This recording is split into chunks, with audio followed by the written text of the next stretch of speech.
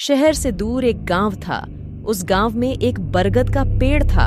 उस पेड़ पर एक झूला लटका हुआ था, लेकिन कोई भी गांव वाला उस झूले पर बैठने की हिम्मत नहीं करता था।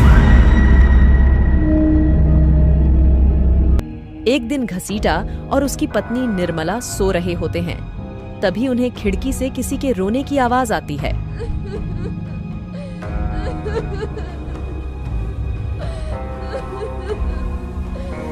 इस वजह से घसीटा की नींद खुल जाती।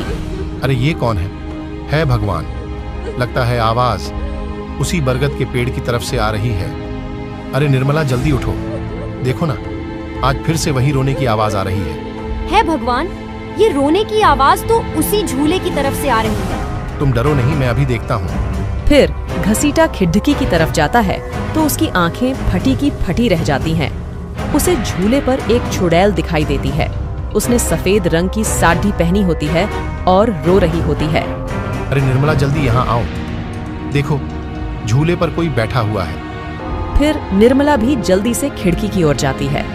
अजी ये वही चुड़ैल तो नहीं जिसने इस झूले पर अपना कब्जा कर रखा है? तुम्हारा दिमाग खराब तो नहीं हो गया? वो सिर्फ एक औरत है।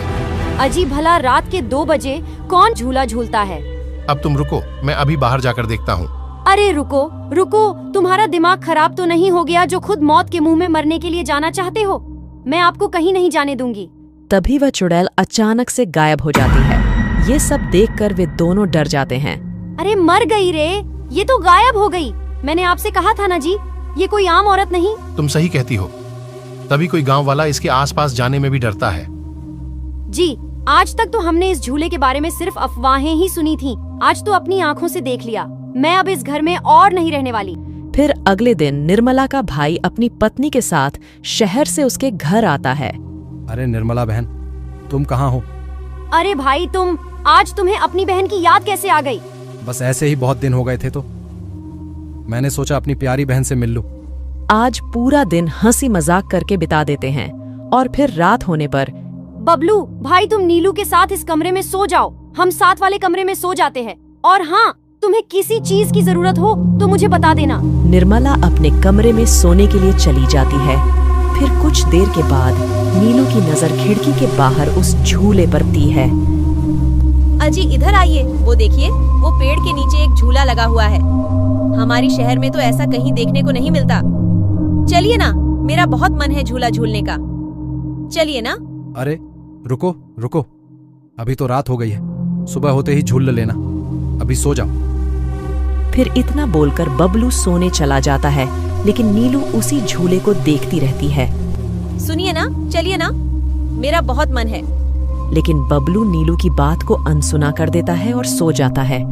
अरे ये झूला तो एकदम घर के पीछे ही है, मैं खुद ही चली जाती हूँ। फिर इतना सोचकर नीलू और सीधा उस झूले के पास पहुँच जाती है। अरे वाह, जैसा मैंने सोचा था, ये तो बिल्कुल वैसा ही निकला। आज तो मजा ही आ गया। फिर नीलू झूले पर बैठ जाती है और झूला झूलने लगती है। ये क्या बोलता है आज भी चांदनी में। अरे वाह, आज तो मजा ही आ गया। चलो घर चलती हूँ। अगर इनकी नींद खुल गई तो ये बहुत नाराज हो जाएंगे। फिर जैसे ही नीलू झूले से उतरने लगती है तो उसे महसूस होता है कि किसी ने उसे पकड़ कर रखा है। अरे ये क्या, कौन है जिसने मुझे पकड़ कर रखा है? और वो झूले से नीचे नहीं उतर पा रहे। वो इधर उधर देखती है, लेकिन उसे कोई दिखाई नहीं देता। अरे मर गई रे, मैं इस झूले से क्यों नहीं उतर पा रही? बचाओ बचाओ, कोई है? हाँ जी, सुनते हो, मेरी मदद करो। तभी नीलू की आवाज सुनकर बबलू की नींद खुल जाती है। निर्मला और घसीटा भी उठ जाते हैं और भागते हुए बबलू के पास आते हैं। अरे बबलू, ये तो नीलू की आवाज थी ना, वो कहाँ है? तभी घसीटा की नजर उस झूले पर मीनू उस पेड़ के नीचे पड़ी हुई दिखाई देती है। हे भगवान, ये क्या अनर्थ हो गया? नीलू उस झूले के पास कैसे चली गई? फिर वे तीनों भागते हुए उस झूले के पास जाते हैं।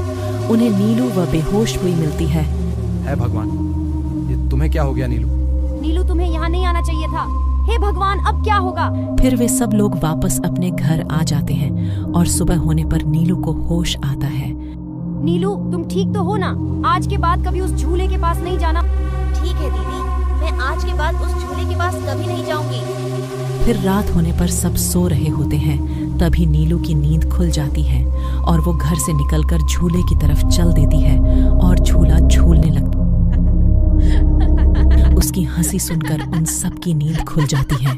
निर्मला और घसीटा भागते हुए बबलू के कमरे में आते हैं और नीलू को वहां न पाकर परेशान हो जाते हैं। हे भगवान, अब ये नीलू कहाँ चली गई? जब ये सब खिड़की के बाहर देखते हैं तब इनकी आंखें फटी की फटी रह जाती थीं। नीलू झूला झूल रही थी। अरे मर गए रे, ये नासमझ तो फिर से झूल रही है। अरे बेवकूफ, बबलू अपनी बीवी को संभाल के नहीं रख सकता क्या? देख तेरी पत्नी कैसी आधी रात में झूला झूल रही है। दीदी मुझे माफ कर दो, मैंने उसे समझाया भी था कि वो झूले के पास ना जाए। अरे जल्दी, हमें नीलू के पास जाना होगा, कहीं कोई अनर्थ ना हो जाए। फिर वो तीनों भागते हुए झूले पास पहुंच जाते हैं। अरे नासमझ नीलू, एक बार में समझ नहीं आता है क्या? कल भी समझाया था ना कि इस झूले के पास मत आना। एक बार में समझ नहीं आता है क्या?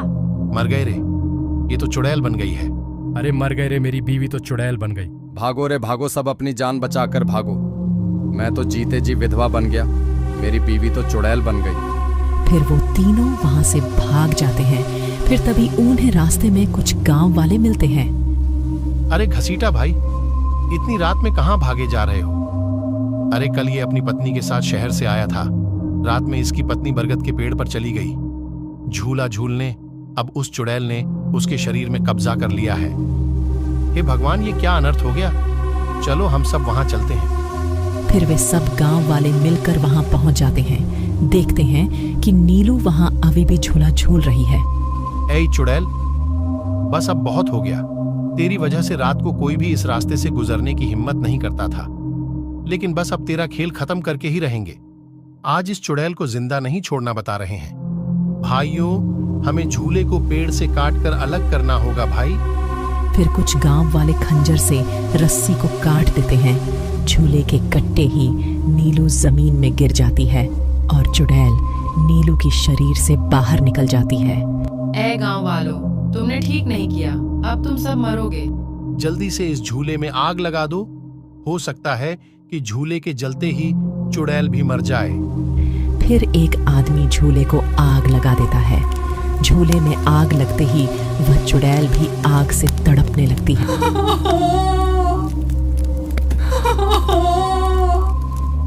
मैं किसी को जिंदा नहीं छोड़ूंगी, मैं वापस आऊंगी, किसी को जिंदा नहीं छोड़ूंगी। अरे तू जा रही?